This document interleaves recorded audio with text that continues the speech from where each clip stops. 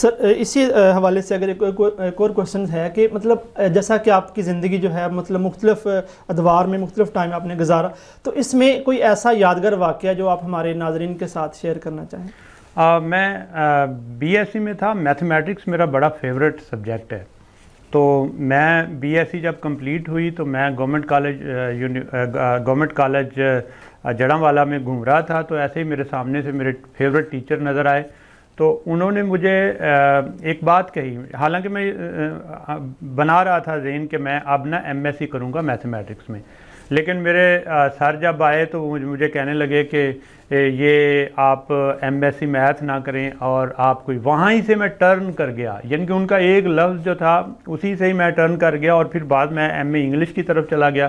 میں M A English کیا اور پھر میں نے ایم بی اے کیا، اور پھر دوسرا ٹرن لیا کہ ایم بی اے کیا، اور پھر ایم ایس، اور پھر بزنس ایجوکیشن کی طرف پھر آ گیا.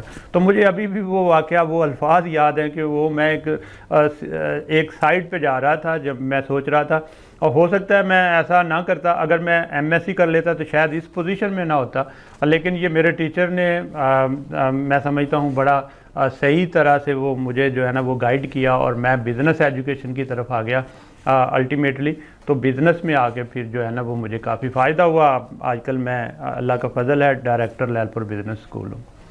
سر اگر دیکھا جائے جو ٹیچرز حضرات ہوتے ہیں وہ طلباء کے لیے رول ماڈل ہوتے ہیں، تو آپ کیا سمجھتے ہیں کہ ایک ٹیچر کے اندر کون سی کوالٹیز ہونی چاہیے جو کہ بچوں کے لیے جو ایک رول ماڈل ہوتا ہے اور لرننگ کا پروسیس جو سب سے زیادہ ہوتا ہے؟ مجھے بڑے دکھ سے یہ کہنا پڑے گا کہ جو ٹیچر سٹوڈنٹ کا کنیکشن بہت پرانا تھا وہ آہستہ آہستہ کمزور ہوتا چلا جا رہا ہے، اور یہ بڑی خطرناک بات ہے معاشرے کے لیے. ٹیچرز اور سٹوڈنٹ شاید مٹیریلزم کی وجہ سے، شاید اس جدید تقاضوں کی وجہ سے اب وہ اس طرح سے کنیکٹڈ نہیں ہے جس طرح سے اب پرانے ٹیچر اور سٹوڈنٹ کا ایک ریلیشن شپ تھا. پرانے ٹیچر جو تھے وہ ٹیچر ایک رول ماڈل تھا، ٹیچر ایک گائیڈر تھا، ٹیچر ایک راہ تھی، ٹیچر ایک اس کو بتانے والا تھا، اس کو گائیڈ کرنے والا تھا. لیکن اب ٹیچرز، میں سمجھتا ہوں اس میں زیادہ ذمہ داری ٹیچرز کی ہے کہ ٹیچرز نے بھی شاید اس طرح سے پرفارم کرنا چھوڑ دیا ہے اور اس طرح سے گائیڈ کرنا چھوڑ دیا ہے جس طرح سے پرانے ٹیچر کرتے تھے. ایک ٹیچر جو ہے نا، یہ ٹیچنگ چھوٹی بات نہیں ہے، ٹیچر بہت بڑی بات ہے. ٹیچنگ کرنا ایک بہت بڑی بات ہے، یہ پیغمبروں کا کام ہے، یہ اللہ کے بزرگوں کا کام ہے، یہ بڑی بزرگ ہستیوں کا کام ہے. تو جب آپ ٹیچر ہوتے ہیں نا تو آپ کلاس میں فرض کریں اگر 50 اسٹوڈنٹ ہیں تو آپ کو 100 آنکھ دیکھ رہی ہے، وہ آپ کی ایک ایک چیز نوٹ کر رہے ہیں. تو آپ کو یہ چیز اچھی طرح سمجھنی چاہیے اور اچھی طرح یہ چیز نوٹ کرنی چاہیے کہ آپ جو کچھ بھی ان کے سامنے کریکٹر دکھائیں گے وہی ان میں پینیٹریٹ کر جائے گا. تو میں تو پھر یہ کہوں گا آج کے جدید دور میں شاید یہ اتنا نہیں ہوا، لیکن یہ سچ بولنا، ایمانداری سے بات کرنا اور بچوں سے شفقت کرنا، یعنی کہ یہ آپ سوچیں کہ اگر کسی بچے نے غلطی کر لی ہے تو یہ بھی آپ کے بیٹے اور بیٹی کی طرح ہے، تو آپ تھوڑا سا ایسے ہی سلوک کریں جس طرح سے آپ اپنے بیٹے کو معاف کر دیتے ہیں. ان کے ساتھ آپ کا کیا مقابلہ، کیا وہ بچے ہیں، آپ بڑے ہیں، آپ پیرنٹ کی جگہ پہ ہیں، وہ آپ کے بچوں کی جگہ پہ ہیں.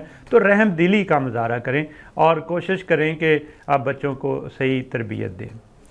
سر آپ ماشاءاللہ ایم فل اور پی ایچ ڈی کو بھی پڑھاتے ہیں، تو آپ آج کل کے دور میں اسٹوڈنٹ جو ہے ریسرچ کو لے کر کافی پریشان دکھائی دیتا ہے، تو آپ کیا سمجھتے ہیں کہ اس کی جو پریشانی ہے اسٹوڈنٹس کی، ایم فل کے اسٹوڈنٹس کی، پی ایچ ڈی کے اسٹوڈنٹس کی، جو ریسرچ میں جو ایشوز ہیں ان کو کیسے جو ہے ریزالو کیا جا سکتا ہے؟ میرے پاس اس وقت 2 کلاسز ہیں پی ایچ ڈی کی. ایک پی ایچ ڈی 3rd کو میں پڑھا رہا ہوں ایک کورس، اور ایک کورس میں پڑھا رہا ہوں پی ایچ ڈی 1st کو.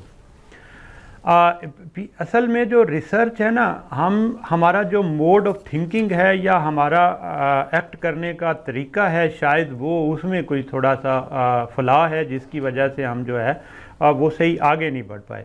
ریسرچ بیسیکلی جو ہمیں کرنی چاہیے، اور پرٹیکولرلی میں اگر بزنس سے ریلیٹ کروں تو کسی پرابلم کو ایڈریس کرنا چاہیے. یعنی سب سے پہلے اسٹوڈنٹ کو بتائیں کہ آپ ڈھونڈیں کہ پرابلم کیا ہے جس کو آپ سالو کرنا چاہتے ہیں.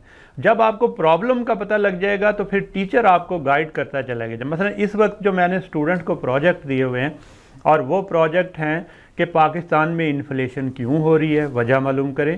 پاکستان کا ڈالر ریٹ کے مقابلے میں روپیز اتنا کیوں گر رہا ہے، وجہ معلوم کریں۔